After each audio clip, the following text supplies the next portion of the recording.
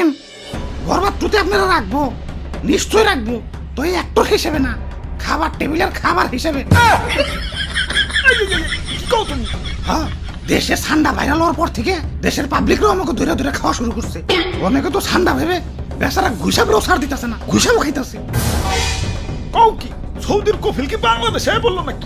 হুজুর, এই মাত্র খবর পাইলাম সুলতান ডাইনে ঠান্ডা বিরিয়ানি চালু করছে।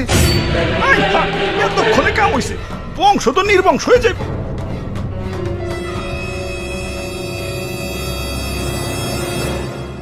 না, অনেক হয়েছে, আর না, এর একটা ভিত করুনি লাগবো। মন্ত্রী, আমার সৈন্যদের প্রস্তুত করো, যার যা আছে সব কিছু নিয়ে এয়ারপোর্টে হাজির হও, দেশ ছেড়ে পলাই তুইব। গুইসাপ, তোমরাও চলো, যে দেশে ইন্টারনেট নাই ওই দেশে যাবো।